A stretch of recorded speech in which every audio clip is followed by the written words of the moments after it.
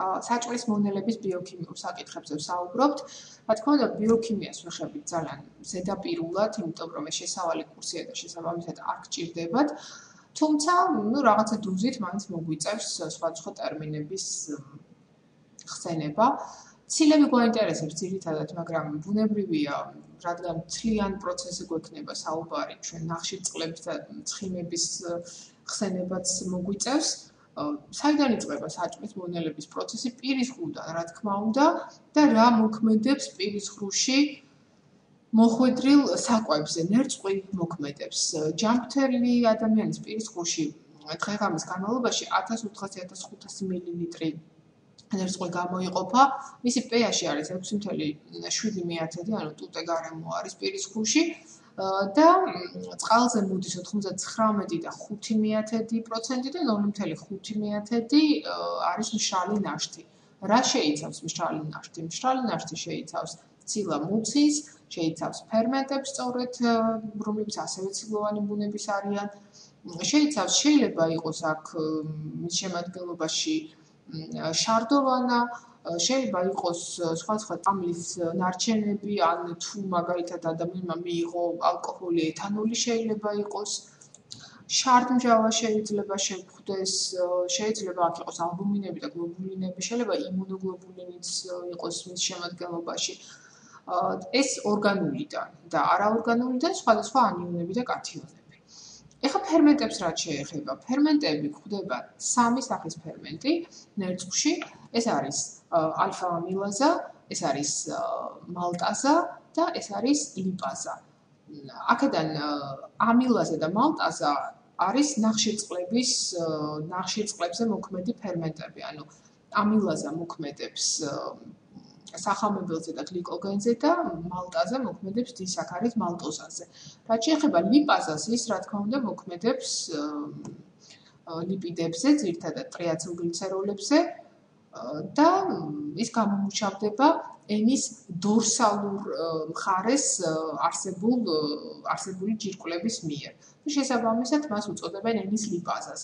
ეს მნიშვნელოვანია, იმიტომ რომ ლიპაზა კიდე სხვაგანაც არის ჩვენი საჭმლის მომნელებელი სისტემაში და შესაბამისად რომ დაკონკრეტდეს სიტყვაზე რომელი ლიპაზაზეა საუბარი, სწორედ ამიტომ ენის ლიპაზას უწოდებენ მას. ანუ აქედან ერთი პატარა დასკვნა, რომ პირის ღრუში ცილების დაშლა არ ხდება. პირის ღრუში ცილების გადამუშავების პროცესი არ იწყება. თუმცა, ახლა რო ვთქვათ, რომ ნერწყვის როლი საჭმლის მონელების პროცესში არის დიდი, მაინც არ ვიქნებით მართალი, იმიტომ რომ ძალიან მცირე დროის განმავლობაში რჩება საკვები პირის ღრუში. ბუნებრივია, კარგი იქნება, რომ დიდხანს დარჩეს, ექიმები სწორედ ამიტომ ამბობენ, რომ კარგად დაღეჭეთ საკვები. ანუ ამ შემთხვევაში ხდება მისი მექანიკური დაფუძმაცება საკვების და უფრო ადვილია მისი მონელება, იმიტომ რომ შეხების ზედაპირი იზრდება ფერმენტებისთვის. მაგრამ და გარდა ამისა, ეს ნერწყვში არსებული ფერმენტები ასევე მათ უფრო დიდი დრო აქვთ იმისთვის, რომ იმოქმედონ ნახშირწყლებზე და ცხიმებზე. ასე რომ დექსტრინები წარმოიქმნება ძირითადად პოლისაქარიდებისგან, ესეთი რაღაც დანაწევრებული, იმიტომ რომ ამილაზა ეს დაჭრის, ასე ვთქვათ, სხვადასხვა ფრაგმენტებად. მალტოზა შეიძლება დაიშალოს, ვთქვათ, მონოსაქარიდებად, ორ მონოსაქარიდად და ტრიაცილგლიცეროლებში ძირითადად მესამე პოზიციაში არსებული რთულეთერული ბმის გაწყვეტა ხდება. სხვადასხვა, როდესაც მე ამ ლექციას ვკითხულობდი ერთ-ერთ ჯგუფში, სტუდენტმა მითხრა, რომ რატომ არ შეიძლებაო, რომ ნერწყვის ფერმენტებმაო გააგრძელონ თავიანთი მოქმედება კუჩიო, იმიტომ რომ ჩვენ როდესაც საკვებს გადავკლაპავთ, ეს ხო კუჩი მოხდებაო და ნერწყვსაც ხო მუდმივად ვკლაპავთო და ხო შეიძლებაო, რომ კუჩიც გააგრძელონ მოქმედებაო. თუ თქვენც იგივე შეკითხვა გაგიჩნდათ, მინდა გითხრათ, რომ ვერ გააგრძელებენ, იმიტომ რომ კუჩი არის მჟავა გარემო. და მჟავა გარემოში, ტუტე გარემოში არსებული ფერმენტები ინაქტივირდებიან, ანუ სამივე ფერმენტი, რომელიც მე ხა ჩამოგითვალეთ, როდესაც ისინი ნერწყვთან ერთად მოხვდებიან კუჭში, თავის აქტიურობას დაკარგავენ. საკვები გადადის კუჭში, კუჭში არის მჟავა გარემო, pH-ი არის 1.5-დან მერყეობს 2.5-მდე, 1400-1500 მილილიტრი გამოიყოფა ჯანმრთელი ადამიანის კუჭში დღე-ღამის განმავლობაში და მშრალ ნაშთზე მოდის, ანუ მშრალი ნაშთის შემადგენლობაში არის როგორც ორგანული ნივთიერებები ფერმენტების სახით, ასევე არაორგანული ნივთიერებები. თქო, არაორგანული ნივთიერებები ძალიან მცირე რაოდენობით და მათ შორის არის აღსანიშნავი მარილმჟავა. მარილმჟავას ფორმირების პატარა ანიმაცია მინდა რომ შემოგთავაზოთ. აი ეს გახლავთ კუჭში მარილმჟავას წარმოქმნის ანიმაცია. ანუ კუჭის წვენში მარილმჟავა კუჭის პარიეტული უჯრედებიდან სეკრეტირდება. პროცესი აქტიური ტრანსპორტის მეშვეობით ხორციელდება. და რა ხდება ახლა ნახეთ? ესე იგი, პარიეტულ უჯრედებში წყალვადის იონები წარმოიქმნება ნახშირმჟავას დისოციაციის შედეგად. აი ნახშირორჟანგი უერთდება წყალს, წარმოიქმნება ნახშირმჟავა. ნახშირმჟავა არის ძალიან სუსტი მჟავა, რომელიც მაშინვე დისოცირდება და სწორედ დისოცირდება ის წყალვადის იონის წარმოქმნით. ნახშირმჟავას, ანუ აი ამ რეაქციას, ანუ ნახშირორჟანგის და წყლის შეერთებით ნახშირმჟავას წარმოქმნის რეაქციას აკატალიზებს ფერმენტი კარბოანჰიდრაზა, ანუ აქაც ცილა არის მნიშვნელოვანი. მიიღება დისოციაციის შედეგად H3O3-ის უარყოფითი მუხტის მატარებელი იონი, ის პარიეტული უჯრედიდან გადის სისხლის პლაზმაში. და საინტერესოა რომ პარიეტულ უჯრედში ექვივალენტური რაოდენობით შედის ქლორის იონი. ანუ კიდევ ერთხელ ვნახოთ. წარმოიქმნა ნახშირმჟავა, დაიშალა, გავიდა ნახშირმჟავა და შემოვიდა ქლორის იონი.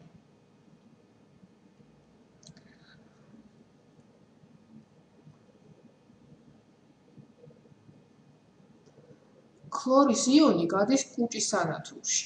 ქლორის იონი გადის და შემოდის, ანუ ეს არის ანტიპორტის მექანიზმი ტრანსპორტის, შემოდის კალიუმის იონი. და კუჭის სანათურში ხდება ქლორის იონი და ნახშირმჟავის დისოციაციის შედეგად წარმოქმნილი წყალვადის იონი, შედეგად წარმოიქმნება მარილმჟავა. კუჭის წვენი შეიცავს პეპსინს, რენინს და ლიპაზას.